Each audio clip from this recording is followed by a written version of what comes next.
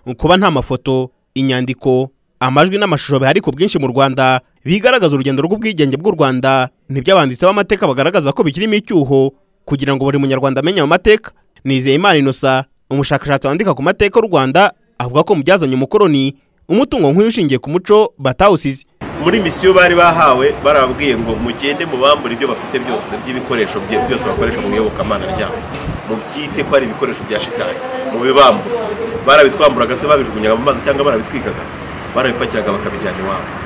Hanyuma bakavuga ngo icyo igihe bazajya baza kubidusaba cyangwa babikeneye, kubera ko batabashije kubyibikira twe tukabibabikira, bazajya batwishyura. Ubu ugeze nk'ahantu bita iterefireni mu Bubiligi cyangwa ukajya mu Busuwisi, hari amarishive wigira amaruko wishyuye, kandi ayo marishive ubwo bubiko bw'ibyo bintu by'ibyo bikoresho bw'ayo mafoto badufotoraga ibiki byose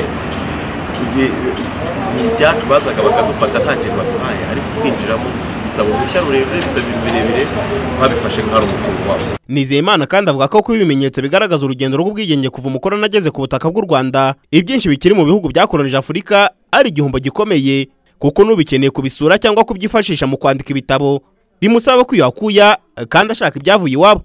Ibi kandi ngo ni turufu ku bihugu bibitse uyu mutungo, kuko hari abawukoresha bereka abakomokaho ko Abanyafurika bakiri hasi mu iterambere. Icyuho cyo kirahari kuba tudafite umurage ndangamateka wacu uhagije, ahubwo bari abagabo bakawubika banawutunga kugira ngo badusebyerega, ni ukwerekana kuko nk'uyu mwana w'umuzungu wagiye muri iriya mize agasanga umwami atuye n'umwami w'u Rwanda, aba yumva ko ari umwami wari uruheru cyangwa ejo hashize, akadufata muri kwa kundi batubonaga icyo gihe bakize.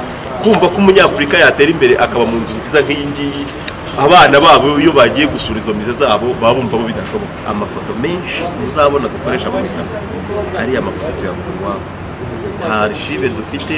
Ubuyobozi ntabwo buba butaragize, ariko iyo ikintu cyaragiye kwitwa property y'umuntu niyo waba ubizi ko ari ibyawe, kugira ngo uzongere ubyisubize birongera bikaca mu zindi nzira.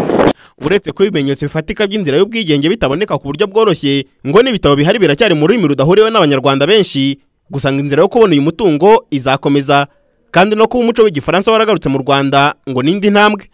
Tukora ushobora gusoma mu bitabo bimwe na bimwe, hari nk'igitabo cya Jean Paul Harua cyitwa Rwanda de la féodalité à la démocratie. Hakaba n'ikindi cya Ubwigenge, uyu mvuze mbere Jean Paul Harua yari vice gouverneur general w'u Rwanda n'u Burundi. Hanyuma Ubwigenge we yari resident spécial w'u Rwanda kuva muri 59 kugera u Rwanda rubonye ubwigenge.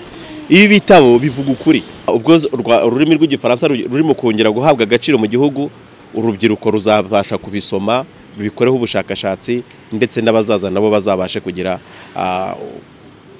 ubumenyi buhagije ku mateka y'igihugu cyacu. Guhera mu mwaka w'1894 abakoroni bakandagiye ku butaka bw'u Rwanda, imyaka yabaye 68 kugira ngo u Rwanda rubone ubwigenge, ruva mu gihe cy'ubwami rwinjira mu gihe cya Repubulika. Kuri uyu myaka ikaba ibaye 58 u Rwanda rwitwa Repubulika.